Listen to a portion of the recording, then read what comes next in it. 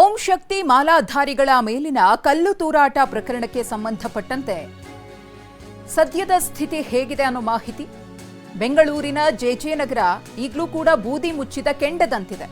JJ ನಗರದ ಪ್ರತಿ ರಸ್ತೆಯಲ್ಲೂ ಕೂಡ ಪೊಲೀಸರನ್ನ ಭದ್ರತೆಗೋಸ್ಕರ ನಿಯೋಜಿಸಲಾಗಿದೆ. ರಾತ್ರಿ ಇಡೀ ಹೊಯ್ಸಳ ಪೊಲೀಸ್ ಸಿಬ್ಬಂದಿ ರೌಂಡ್ ಸಹ ಹಾಕಿದ್ದಾರೆ. ಜೆಜೆ ನಗರದಲ್ಲಿ ಭದ್ರತೆಗೋಸ್ಕರ 4 ಪಿಐ ನಿಯೋಜನೆ ಮಾಡಲಾಗಿದೆ. 2 ಕೆಎಸ್ಆರ್ಪಿ ತುಕಡಿ, 100ಕ್ಕೂ ಹೆಚ್ಚು ಸಿಬ್ಬಂದಿಯನ್ನ ನಿಯೋಜಿಸಲಾಗಿದೆ.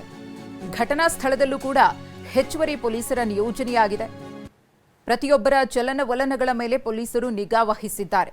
ಮೊನ್ನೆ ಆದಂತಹ ಘಟನೆ ಓಂ ಶಕ್ತಿ ಮಾಲಾಧಾರಿಗಳು ಮೆರವಣಿಗೆ ಮಾಡ್ತಾ ಇದ್ದಂತಹ ಸಂದರ್ಭದಲ್ಲಿ ಕಲ್ಲು ತೂರಾಟವನ್ನ ಮಾಡಲಾಗಿತ್ತು.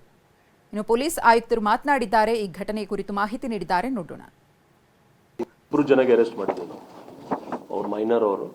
ಮತ್ತು ಇದರ ಹಿಂದೆ ಏನಾದರೂ ಇದ್ದರೆ ಅದ್ರ ಬಗ್ಗೆನೂ ನಾವು ಆಲ್ರೆಡಿ ಟೀಮ್ಸ್ ನಮ್ಮದು ಅಲ್ಲಿ ವರ್ಕೌಟ್ ಮಾಡ್ತಾ ಇದ್ರು. ಬಟ್ ಆ್ಯಕ್ಚುಯಲ್ ಯಾರು ಇಬ್ಬರು ಮಾಡಿದ್ರು ಅವರು ಮೈನರ್, ಅವ್ರಿಗೆ ನಾವು ಡಿಟೈನ್ ಮಾಡಿದ್ವಿ. 2 ಜನಕ್ಕೆ ಅರೆಸ್ಟ್ ಮಾಡಿದ್ದೀವಿ ನಾವು. ಅವ್ರು ಮೈನರ್ ಅವರು.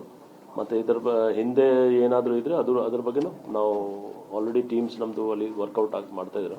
ಬಟ್ ಆ್ಯಕ್ಚುಯಲ್ ಯಾರು ಇಬ್ಬರು ಮಾಡಿದ್ರು ಅವರು ಮೈನರ್, ಅವ್ರಿಗೆ ನಾವು ಡಿಟೈನ್ ಮಾಡಿದ್ವಿ. 2 ಜನ